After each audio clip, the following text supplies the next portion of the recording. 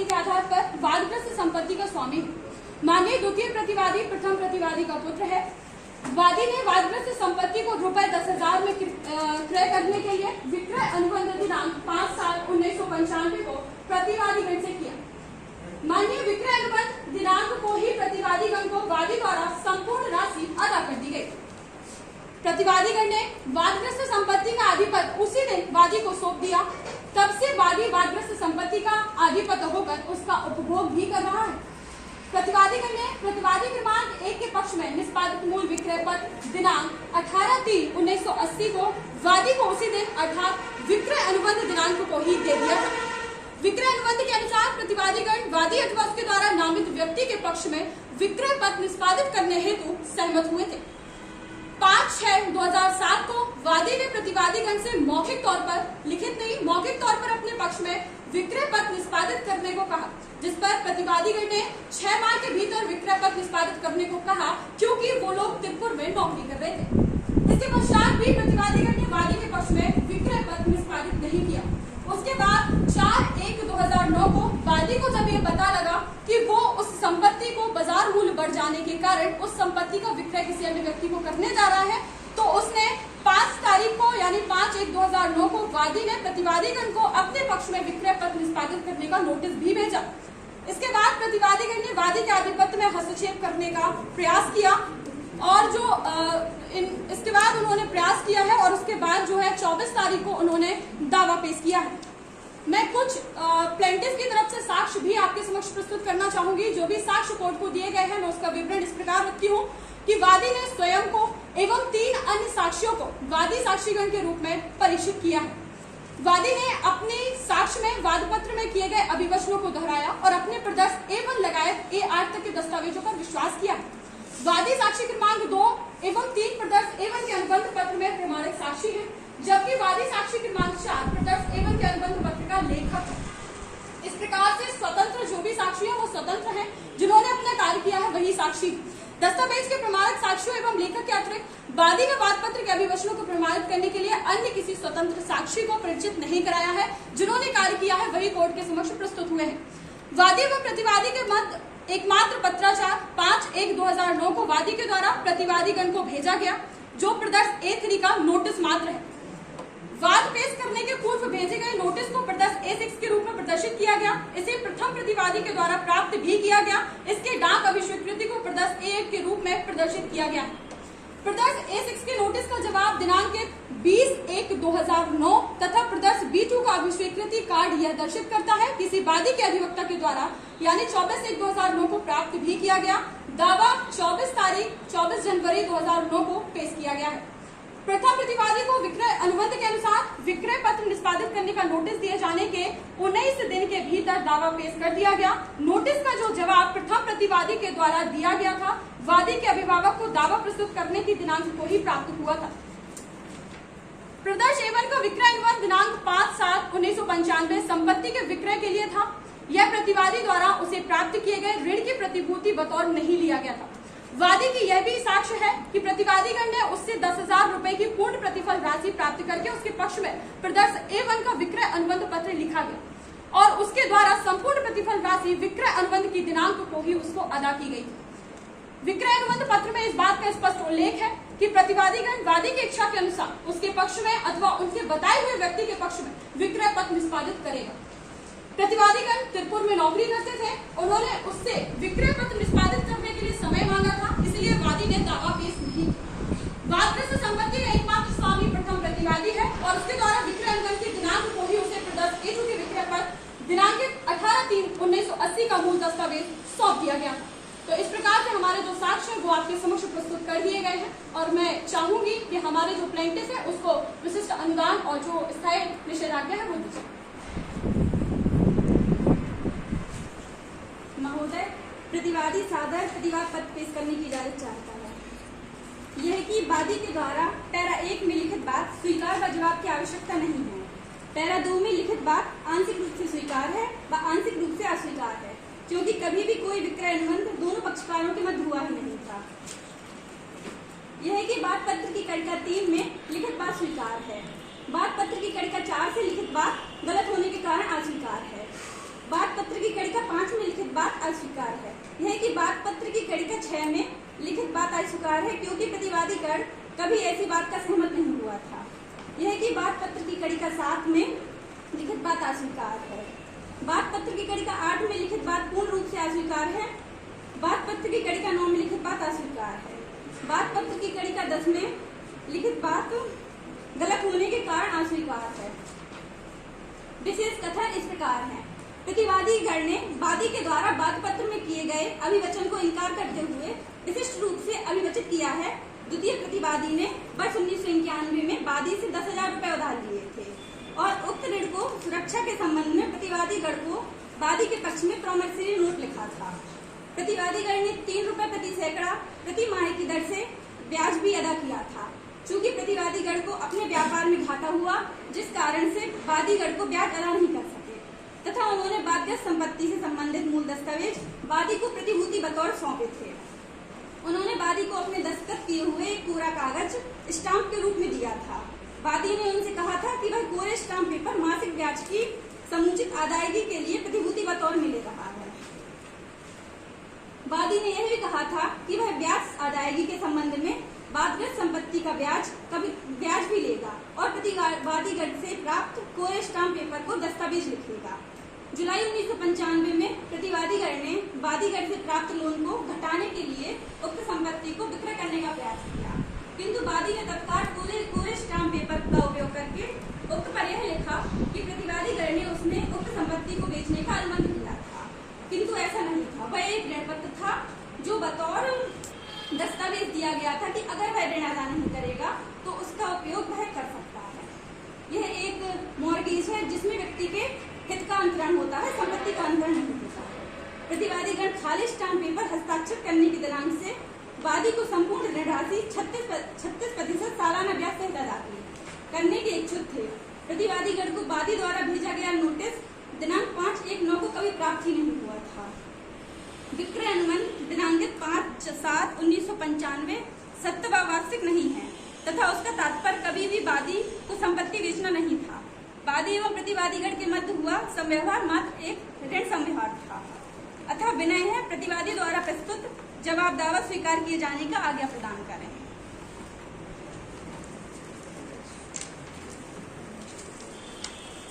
प्रतिवादी के कुछ साक्ष्य प्रस्तुत करने की इजाजत चाहती हूँ। द्वितीय प्रतिवादी जो प्रथम प्रतिवादी का पुत्र था, उसने 10,000 रुपए की राशि ऋण के रूप में 3 रुपए प्रति सैकड़ा अर्थात 36% प्रति वर्ष की दर से उधार ली थी।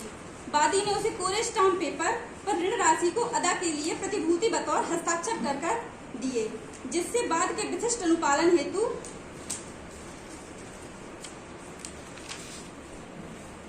बाद के लिए इस्तेमाल किया जाएगा।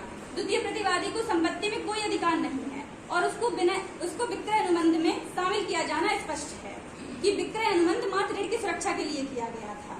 वादी ने कोई भी ऐसा दस्तावेज पेश नहीं किया है कि उसने 1995 से 2009 के बीच में अपने पक्ष में विक्रय पत्र निष्पादित करने की कालावधि का प्रयोग क्यों नहीं किया। महोदय, बचाव पक्ष के आर्गुमेंट इस प्रकार है, जैसा कि विद्वान अभिभाषक महोदया वादी पक्ष ने बताया कि वादी और दोनों प्रतिवादी हैं वो पिता पुत्र हैं। इसमें उन्होंने खुद ने कहा है कि पूरा का पूरा प्रॉपर्टी पे सोल राइट प्रतिवादी क्रमांक 1 को था, जो पिता है। पुत्र को कोई भी अधिकार नहीं है उस संपत्ति पे, जिसका विक्रय दिनांक है 18/3/1980। इन्होंने ये पूरा का पूरा केस कुछ तारीखों में और कानूनों के हिसाब से घुमाने की कोशिश की है वादी पक्ष ने। इसमें सर कुछ डेट ये है कि 18/3/1980 को सेल डीड बनी प्रतिवादी क्रमांक 1 के पक्ष में, और उसके बाद प्रतिवादी 2 जो है पुत्र, उसने इनसे 10,000 रुपए उधार लिए, जिसपे 3% पर 100 रुपीज पर मंथ का इंटरेस्ट है, यानी 36% पर एनम का इंटरेस्ट देना है। इन्होंने उसके बाद 1995 में व्यक्ति से, जो डिफेंडेंट दोनों हैं प्रतिवादी, उनसे सर इतने डॉक्यूमेंट लिए, स्टाम्प, ब्लैंक स्टाम्प ले लिए, पोजीशन ऑफ प्रॉपर्टी ले लिया, उसके बाद आपने सेल एग्रीमेंट ले लिया ओरिजिनल, जो प्रतिवादी के पक्ष में अभी भी है। उसके बाद ये 2007 तक मौन रहे, किसी भी प्रकार की कोई कार्यवाही नहीं। इन्होंने संपत्ति की, इनके अनुसार जो संपत्ति का 10,000 रुपए मूल्य है वो बतौर प्रतिफल उसी दिन दिया, उसी दिन पोजीशन लिया, यानी कि 5/7/1995 को। तब से ये उपयोग कर रहे हैं उस भवन का आज तक। 2007 तक तो किसी भी प्रकार से इन्होंने कोई कार्रवाई नहीं की, ये मौन रहे। 5/6/2007 को इनने पहली बार प्रतिवादी से कहा कि हमारे पक्ष में सेल एग्रीमेंट बनाया जाए। प्रतिवादी को उसके बाद इन्होंने 4/1 को फिर कहा, उसके बाद 5/1 को इन्होंने नोटिस भेजा प्रतिवादी को, जो इन्होंने खुद अपने साक्ष्य में कहा है कभी प्राप्त नहीं हुआ डिफेंडेंट को, प्रतिवादी को कभी प्राप्त नहीं हुआ नोटिस। उसके बाद महोदय इन्होंने कहा है, खुद ने कहा है कि 20/1/2009 को प्रतिवादी ने नोटिस भेजा, जवाब नोटिस, जो कि स्वयं विद्वान अभिभाषक महोदया द्वारा रिसीव किया गया 24/1/2009 को, और 24/1/2009 को इन्होंने केस फाइल कर दिया।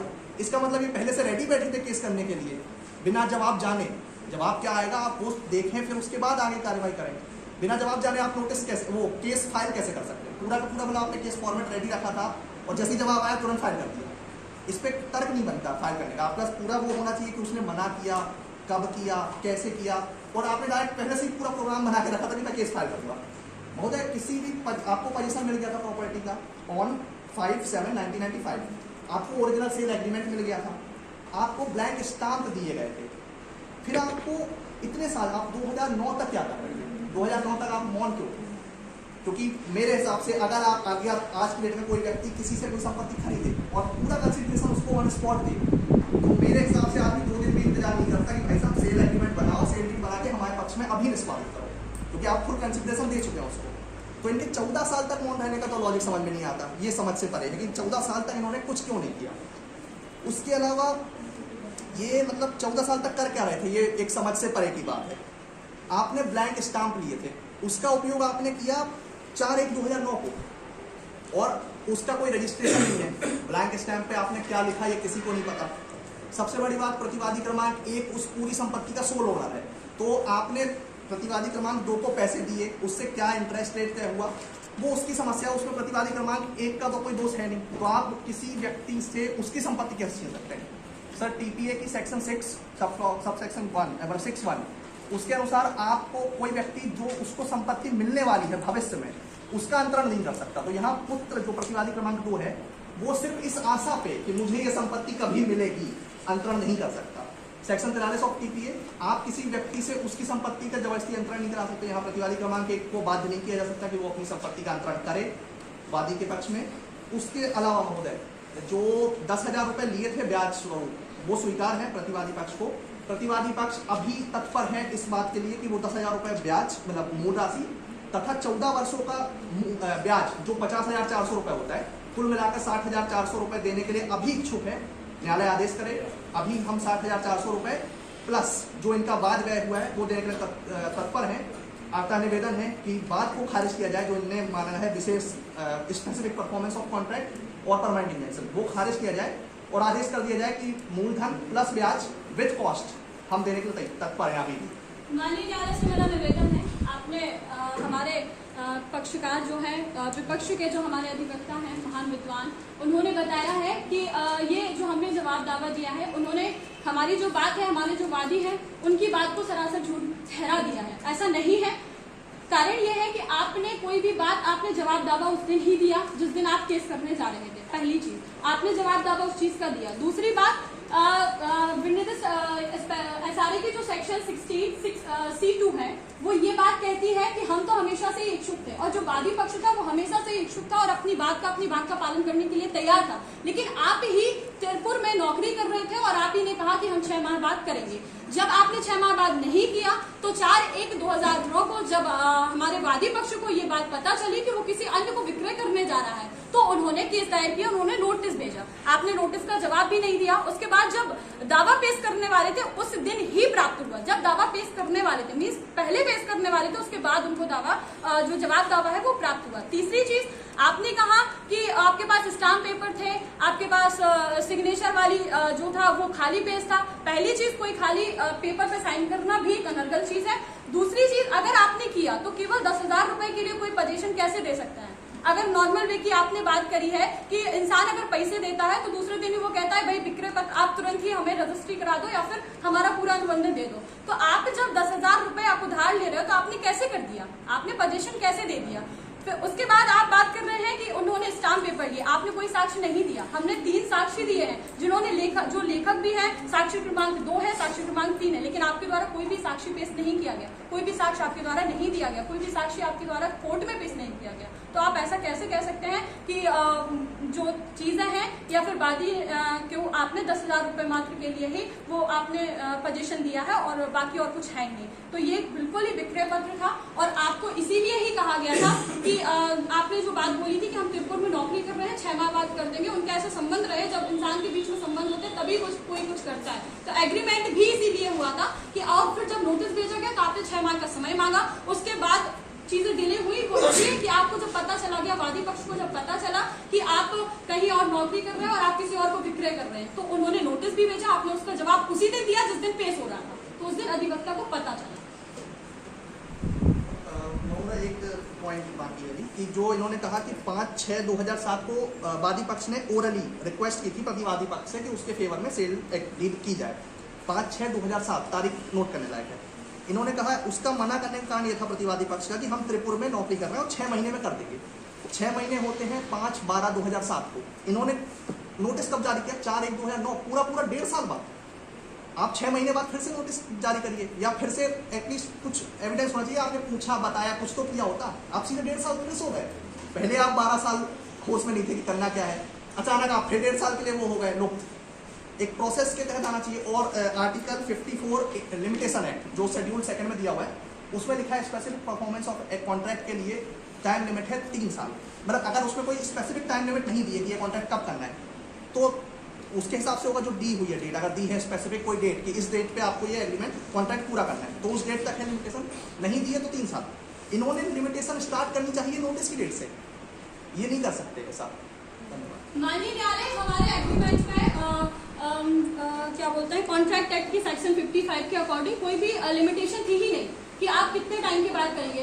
जो प्रतिवादी पक्ष था वो सहमत था कि हाँ, वादी के पक्ष में या फिर उसके जो भी सहवादी है या फिर जो भी वो डिसाइड करेगा उसके पक्ष में आप जब हम चाहेंगे, जब हमें जरूरत होगी, आप उसके पक्ष में अनुबंधन करेंगे। ऐसी कोई लिमिट डिसाइड ही नहीं थी। तो ये बात तो आप कह ही नहीं सकते कि लिमिटेशन एक्ट की सेक्शन 54 कहती है या फिर कोई और।